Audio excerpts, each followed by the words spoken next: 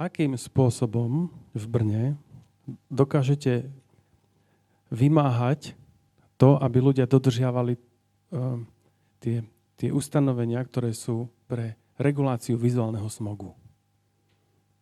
Aký je nástroj, aká je tá reštrikcia, alebo že s čím na nich idete, za akým bičom plieskate, aby sa to darilo naplňať? Kolik mám času, protože je to tak na 3 hodiny? Vážně se ptám, 2 minuty. Hlavní restrikční nástroj je dobrý příklad v podobě manuálu reklamy a označování provozoven, takže žádná restrikce. Velká většina opatření je dobrovolná. Druhá restrikce není restrikce a je to příklad toho, co dělá město. Městu patří kolem 10-15% domů v centru a tam jsme začali první. Vůbec než jsme šli se soukromníkama, tak jsme odstranili hnusy prostě z fasád a z dalších nemovitostí města, kde to jenom šlo. A šli jsme i do městských firem a do dalších městských institucí, které jim patří. Ne všechno se povedlo. Chtěl jsem například odstranit celoplošné reklamy tramvají, aspoň těch, které projíždějí historickým městem, protože určitý výklad opatření památkářských by to jako usnadňoval. A tak dále, a tak dále. A potom samozřejmě jsme aktivizovali památkáře, kteří, což je taková prehistorická instituce v Česku, kteří vlastně začali jásat, že konečně někdo bere vážně a že když oni vysloví nějaký svůj odborný názor, že někoho zajímá, a aktivovali jsme i odbor památkové péče Magistrátu města Brna, který má pravomoc dokonce udělovat pokuty, a ten k tomu přistoupil velmi zodpovědně a v první fázi začal těm, kteří jsou pokutovatelní, říkat: prosím vás, udělejte si to sami, než zahájíme řízení.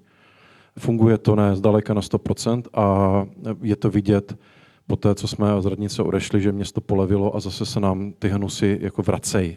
Čili to je vlastně každodenní práce, ale myslím si, že ten vlastní příklad, inspirace toho, jak se to má dělat, což je typicky v tom manuálu dobré reklamy a označování provozoven, v doporučení najímat si kvalitní designéry, architekty a tak dál. Tak snad jsem 3 minuty možná. A ještě Heňo. No, ja som ešte v jeho limite, že? Ja poviem za Nitru, že ako to robíme u nás. My sme mali v Nitre, ja tomu hovorím, že billboardoradie.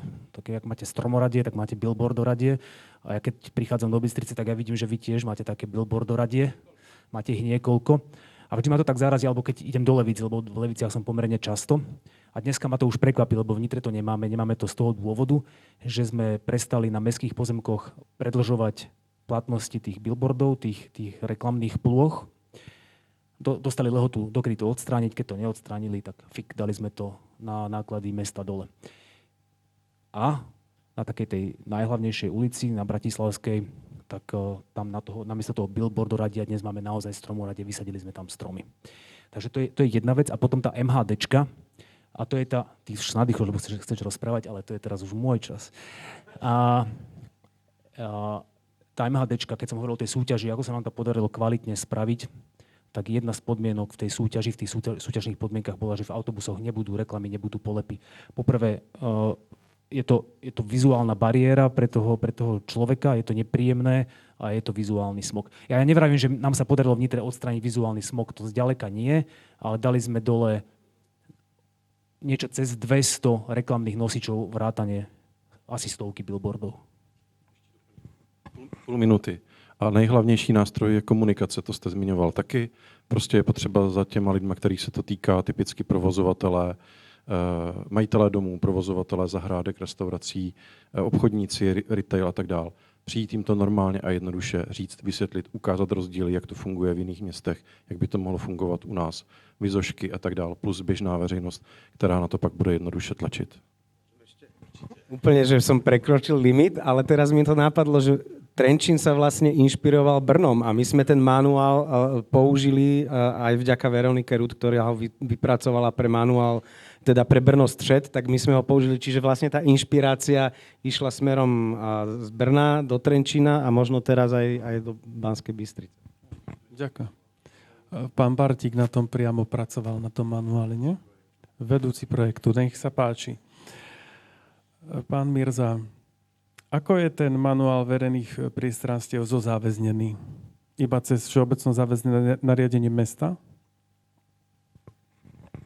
Áno, on je ale záväzný iba pre mesto a pre mestské investičné akcie. My vlastne nemáme ako možnosť ho spraviť záväzným aj pre súkromné investície. Áno, čiže to už je osvietenosť tých investorov.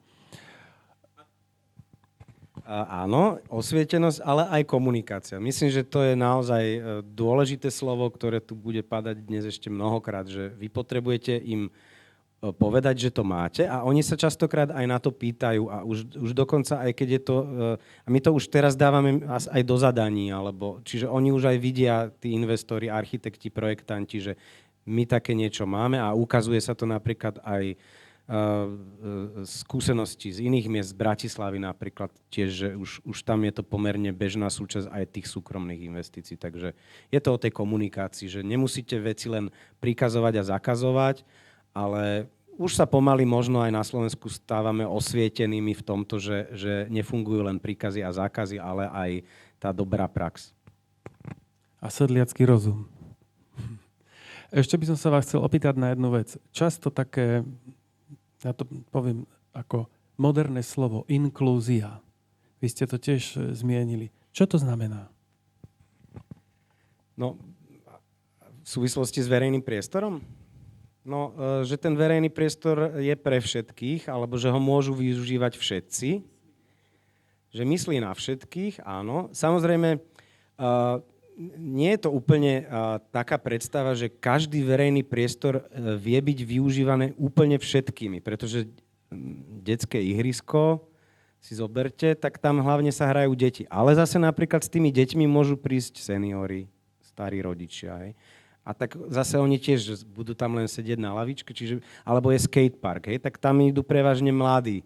A možno by im aj vadilo, kebyže tam ich starí rodičia sú. Čiže akože tie priestory sú nejakým spôsobom diferencované, špecifikované, ale mali by byť prístupné. Veď prečo by si napríklad aj ten senior nemohli zajazdiť na skate v tom skateparku. Čiže samozrejme potom hovoríme aj o nejakých znevýhodneniach a tak ďalej, že mali by ste to všetci určite dobre, čo máte deti, poznáte.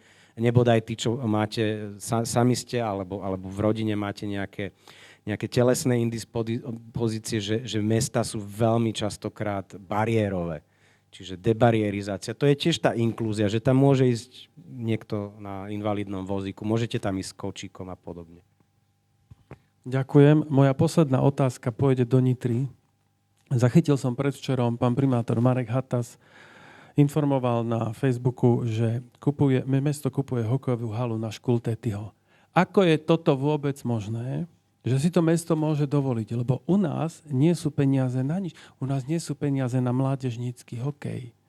U nás nie sú peniaze na to, aby tá hokejová hala proste nejako rozumne existovala. Ako je toto možné? Otvárame trošku takú Pandorinu skrinku financovania slovenských samospráv. Veľmi pozorne počúvajte bystrického župana Luntera. Ja si myslím, že máte veľmi, veľmi dobrého župana.